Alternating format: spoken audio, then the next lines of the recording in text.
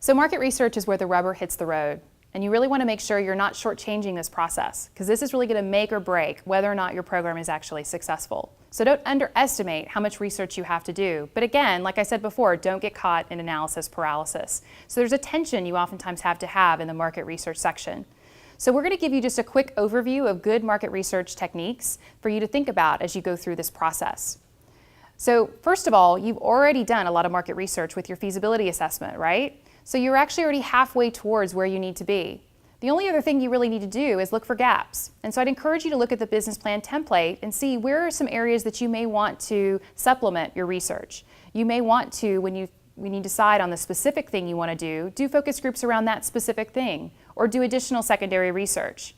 And then the all-important synthesis area, really applying the research to your venture. You really want to make sure you triangulate those results. Really make sure you're looking for gaps in research. And this is where your advisory council can be really helpful, because they can actually tell you where there's gaps in your thinkings. Sometimes we do what I call drinking our own Kool-Aid, and market research is one of those areas where having that outside group really actually pressure test your market research can be incredibly helpful. So that's really the process I would recommend for market research. So when you think about market research, there's a process that I learned in business school that is actually ubiquitous across all business schools, which is called backward market research. You probably have been in the same situation I've been, where you decide you're going to go on a trip and you're going to go someplace for a vacation, and you get on Google, and 2 hours later you're no farther along at answering the questions that you're trying to get at.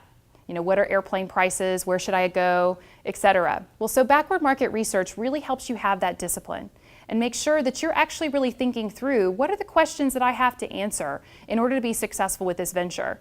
And then you spend time thinking about what is the way in which I need to go about actually answering those questions. I find oftentimes people will come to me and say, I need to do a survey. And then I ask them the question of, well, to what end? Why are you doing the survey? So this really prevents you doing unnecessary research and really makes sure that you're asking, when you do that survey, all the questions you actually really need to ask. So backward market research is one of those really great handy techniques that makes it easier to actually do market research, but also makes it much more economical when you're really thinking about market research. So the first thing you want to do from a backward market research approach is really come up with all the questions that you want to have answered. So this is a great kind of brainstorming session that you would have once you move from feasibility assessment to business planning. What are all the questions that will satisfy you related to the business plan? And I'd encourage you to look at the business planning template, but I'd also encourage you to brainstorm. What are all the different questions we need to know in order to be successful with this venture? And you start with those questions first. Then you move on to secondary research. And the reason why you start with secondary research is because that's the cheapest way to go. A lot of people probably have answered these questions before, or there may be other ventures and other communities that have already answered these questions before. So you want to try to get 80% of questions answered really through secondary research, because it can be relatively inexpensive. This is also where you can get those interns actually to help you. And if you've developed the questions, they can actually then go out and actually help with secondary research. Then you'd actually move to primary market research. And once you actually then know where your gaps are in secondary, you can then decide and hone in on those surveys or other areas where you could actually get primary research. So that's typically the process that we recommend, and it's usually the most economical but also the most efficient. So let's break down secondary research just a little bit. So secondary research is, the all-important Google. And certainly you can start with Google, but there's also some professional organizations that you can get through your local library. So I highly encourage people to look at First Research and BizMiner. And there are lots of other organizations that actually provide really good information all in one place. So I would definitely recommend, particularly if you're pursuing a social enterprise and a particular business, to go talk to your local librarian and see what access they have to some of these really great databases, which will shortcut your research for your business planning process. So Google's incredibly important. The other thing is, I wouldn't underestimate going and looking at people who are doing something similar to you. I call those comparables. Organizations that are maybe a couple years ahead of you, and see what they're actually doing. And then that will help you actually tee up those individuals for interviews for primary market research. So always start with secondary first, and it's a great thing for you to actually then divide up that research among all the different people in your core team, and then come back and find out what you've learned. And you oftentimes can pull all that information together and figure out how many of the questions you actually have answered from the original backward market research brainstorm. The next thing you want to do is then move to primary market research. And the reason why you want to do this last is because it can be pretty expensive to do focus groups, surveys, interviews, etc. And so you want to do that last. The other thing is you don't want to go back to doing a survey once, twice, 3 times to the same recipient. That can oftentimes get into survey fatigue. So you want to make sure you have all the questions that you want to have asked of the individuals who are involved. So for example, if we were really working with those children and trying to think about how they could be more physically active, through secondary research we may find that it's related to motivation, or it may be related to access, or it may be related to other things that we wouldn't have ever expected. So primary market research would allow you to talk to children in your own community to see if actually the evidence that you find in secondary research is actually applicable to your given community. So you want to make sure that the secondary research actually applies to the individual recipients that you're working with. So basically, primary research is there to fill a void, but also to make sure that the things you found are directly relatable to your individual constituency group that you're working with. And this could include potential customers, it can include competitors, it could also include local experts. So you want to leave this to the very end to make sure, one, you can be comprehensive, but that you can also be as efficient as possible. Some of the different research activities that I would encourage, you can certainly use some or all of these, is questionnaires, focus groups, and interviews. I also love what I call secret shopping, where you actually go visit. I've seen a number of different organizations who think they want to pursue a particular venture, and then they go visit that venture and actually get a hands-on experience for 2 days, and then they know very quickly at the end of those 2 days whether or not they want to actually move forward with that venture or that activity. So I definitely encourage those kind of secret shopping experiences where you can figure out if this is something you can live with day after day after day.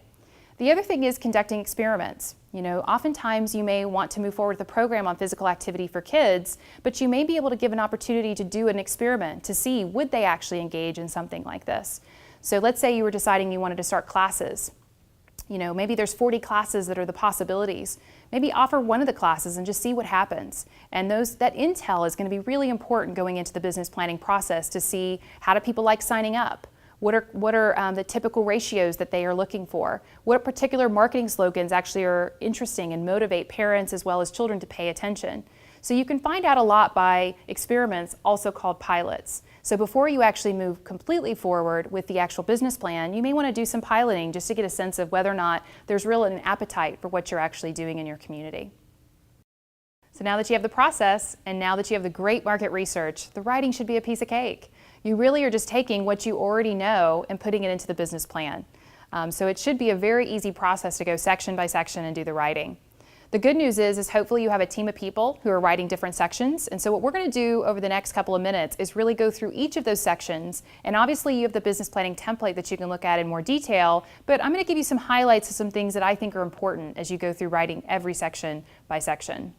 So when you think about the business plan overall, you want to think about it in a sequence. The first thing you're doing is really the introduction and the summary. This is usually the section that most people read. So this is something that you would want to actually do at the very end, because actually at that point you will have a very good idea of what the organization is trying to accomplish. And that executive summary should summarize all the other sections. The next section is really the research and analysis section. This is where you're trying to prove that there's actually a need and there's actually a market for what you're trying to do. So that market analysis and competitive analysis, if you think about it, actually is that proof point, really independent of what program you're actually going to pursue. The next is the strategy section. So how are you going to bring all this together? What's the marketing plan going to be? Who are you going to hire? What facilities do you actually need? And then of course, what money do you actually need to put this forward? And then last but not least, no business is complete unless you've actually done a risk analysis, figuring out what are some of the key risks that you can potentially mitigate some of those risks overall. So which section do I start first with? So most people always say the executive summary, but actually the executive summary is the thing you should be doing last because it should take into consideration all the things that you've actually done.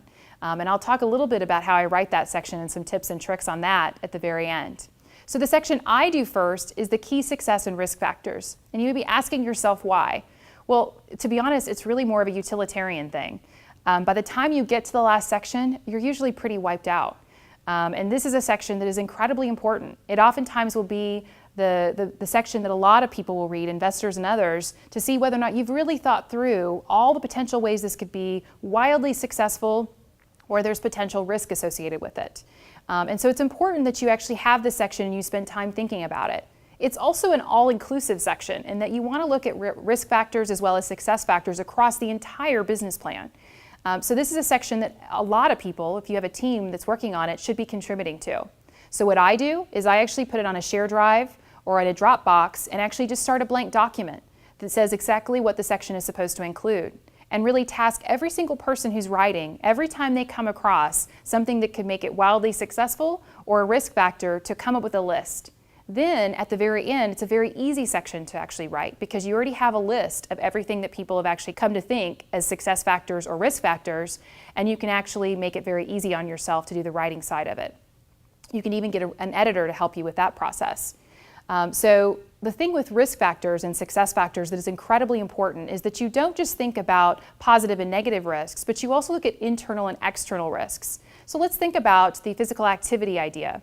If we were trying to pursue doing a physical activity classes for individual children, what could be some of the risks associated with that? Certainly there's liability issues that you'd have to think about, but there could also be an overwhelming amount of people that want the actual classes, and you could have waiting lists. So what are you going to do when you have waiting lists? There's both internal and external factors. What if all of a sudden you have bad weather and you have to make up games? How are you going to actually accomplish that? There could be internal issues, like what if one of your key staff members actually leaves?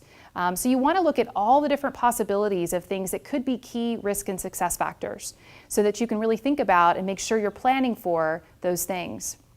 The other part that's incredibly important is not just to list all the different risk factors or things that could be incredibly successful, but you also want to figure out how do you mitigate that.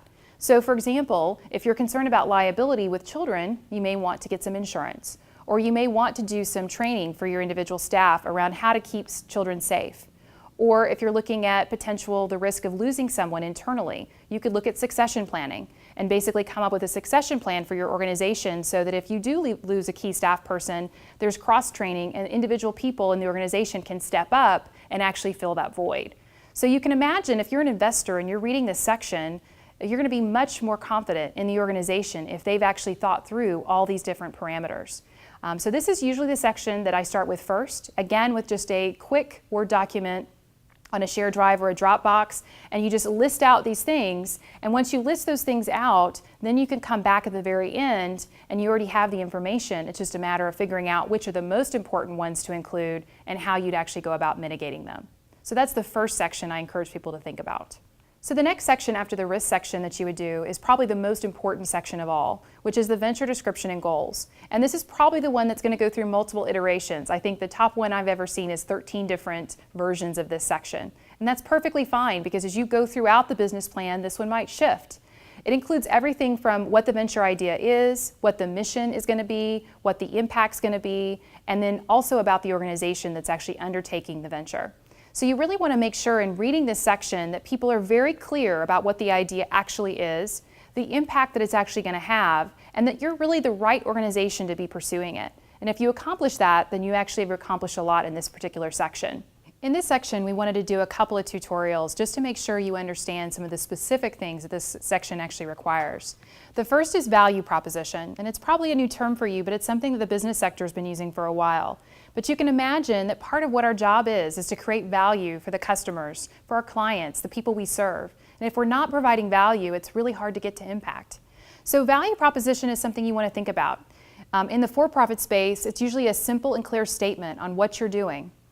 It's the why and why you're actually doing what you're doing and the benefits that you're actually giving the individual to actually get them to that next level. And so you want to think about what your value is. And in particular, value is directly related to how you're different than everybody else.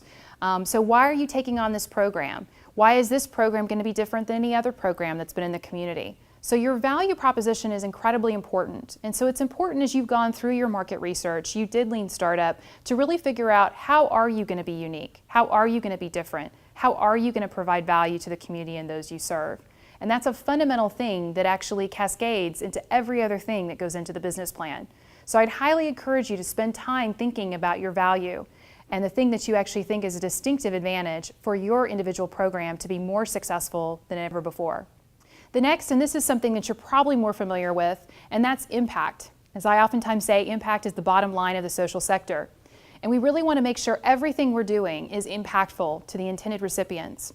And sometimes we have to experiment. We don't always know what's going to be impactful. Or sometimes we're rapid prototyping to really figure out what's actually going to work with that intended audience. So even though you have the best practices, even though you may have some evidence, you still are trying to figure it out as you go. So the first thing you want to think about is your theory of change. And your theory of change is much like a logic model, which we'll talk about in just a little bit, but your logic model really comes up with a headline, and it actually connects back to your value proposition. So when you think about a theory of change, you want to think about it as an if-then statement. If I do this, then this will happen. So in our specific activity, if we provide a physical activity exercises or ventures, then in theory, children will become more physically active in the short term, but in the long term, we also want them to create lifelong habits related to being physically active. So your theory of change really sets up what is your objective in actually trying to pursue this, and oftentimes can be a great headline for your logic model. So your theory of change really gets to that causal relationship between what you're actually accomplishing and also how you're going to go about accomplishing it, which really dives right directly into your logic model. Many of you may be familiar with logic models through United Way or through your other funders, but it's a very effective strategy to really help you think through how your program is going to be successful. And it couldn't be a more important exercise for what you're trying to accomplish for your business plan. Both the theory of change and logic model is probably one of the key differentiators between a for-profit business plan and a social sector business plan. Every social sector business plan should be thinking through what activities, what inputs actually lead to our impact. So let's walk through a basic logic model, and then if you need additional information, you can follow up in great resources from Kellogg or from others that actually go through and break down a logic model in much more detail. So the first is, what are your inputs? You know, if we were starting physical activity classes, we would need coaches, we would need students, we would need balls, we would need equipment. Those are the inputs that would go into it. We probably also need a schedule and other things.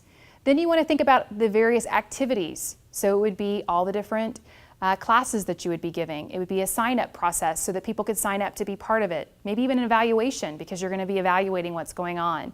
Then you look at your outputs. How many numbers of children were actually served? How many number of children were actually outreached to in order to serve them? How many parents got engaged? How many families got engaged in what you're doing?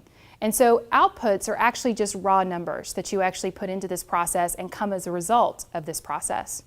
Then you look at your outcomes. So particularly for the children that you're involving, you may want to do a pre-post test to see, are they being more physically active now as a result of these classes than they were before?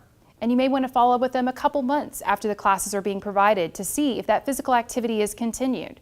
You may also want to look at community surveys and see over time, do those community surveys actually see a difference? That's what we're seeing right now with childhood obesity because of the result of the accumulated effects of many activities that people are doing across the country. We actually are moving the needle on childhood obesity. So those community surveys can be great bellwethers to see, are we moving things in the right direction?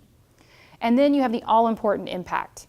Impact is probably the most important thing for us to talk about. It truly is the bottom line of the social sector. And the difference between your outcome and your impact is the individual result that you played in actually providing for that impact. So you want to think about impact as far as what you actually provided and what would the difference have been.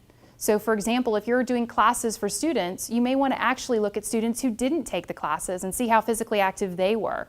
And that actually is the net result of what your impact would be. So that delta, that change between the people who got your intervention and those who didn't got your intervention is actually the thing that is most important. So impact is the bottom line, and you should definitely look at that delta between the two to make sure that you're truly having impact with the intended recipients that you're looking at trying to change.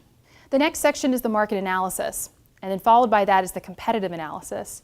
These are the ones that I would definitely assign to those researchers in your group, because definitely these are the sections where you put a lot of time and effort into the market research, and then basically you're just exploring that research with the reader and taking the bits and pieces that do the best job of really creating a compelling case for your individual program. So your market analysis really takes a look at your customer and really what your customer looks like, as well as your individual community. So market actually takes into consideration customer as well as community, because they both are involved in your market. And it should include everything from predicting what the market is looking like, maybe some of the changes that are on the horizon. Who are your customers? You know, remember when you did the Lean Startup, you were trying to decide boys versus girls, older ages versus younger ages. It gets into all of those different things. I'd also encourage you to take a look at the other side of the market, which is looking for funders. You know, how fundable is this of what you're doing? And how could you create a greater sustainability for the overall program or organization? So that all goes into market analysis. Just to break down and do a couple more tutorials, customer analysis. So customer analysis is incredibly important. So first of all, you want to think about your customers and what their primary and secondary needs are.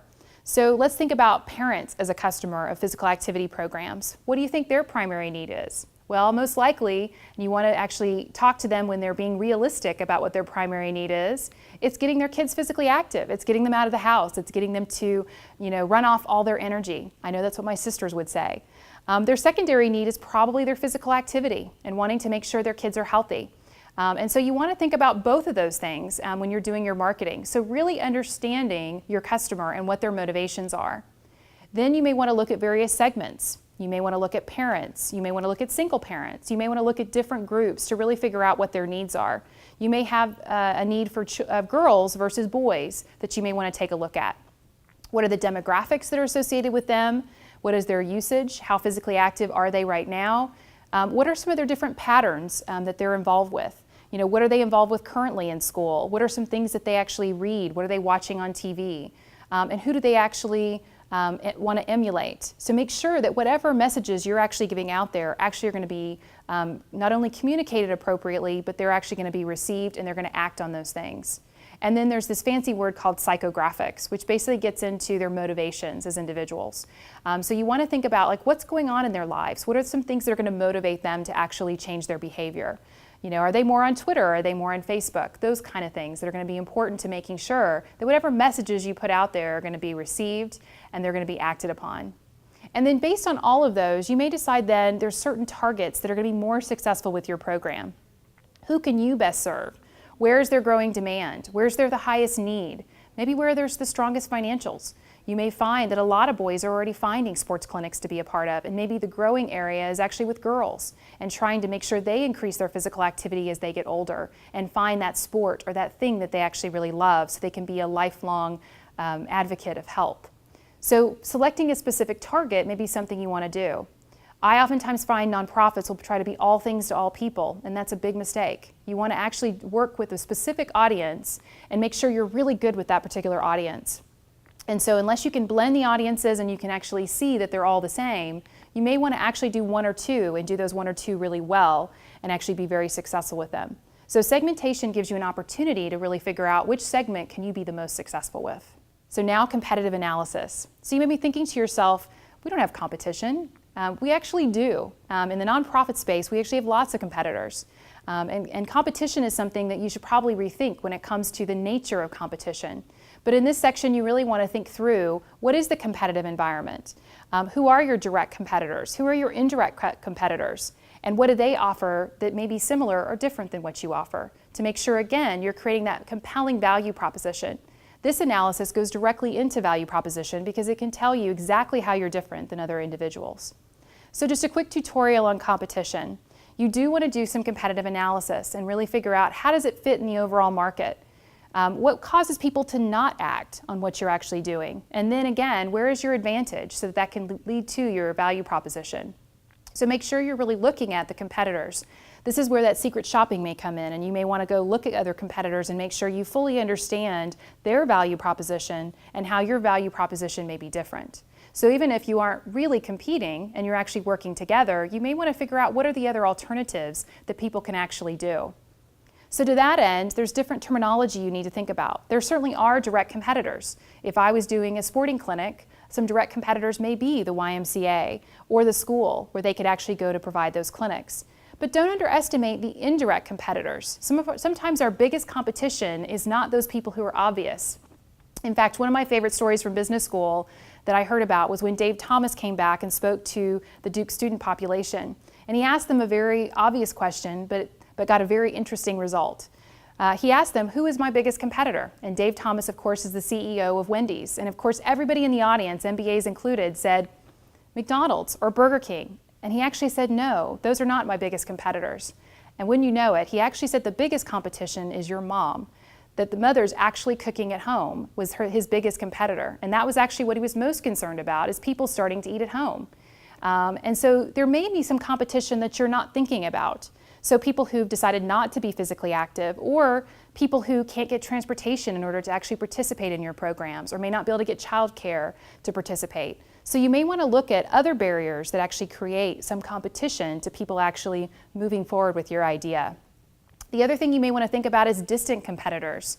I worked on a social enterprise for a store, and this was about 10 years ago. And that social enterprise thought about all the stores that were similar to them, like Toys R Us or other children's stores. And interestingly enough, we did a test pilot of the actual survey, and we did that test run. A couple of people wrote in that they were starting to buy things from this thing called Amazon. And now, of course, Amazon is used by everybody to buy toys, but they didn't realize that at the time. So sometimes actually there's going to be competitors in the future that you may not be aware of. So for example, one of those distant competitors may be Wii, and actually kids being physically active at home using their video game devices. So you want to think about all the possibilities of where your competitors in the future might be.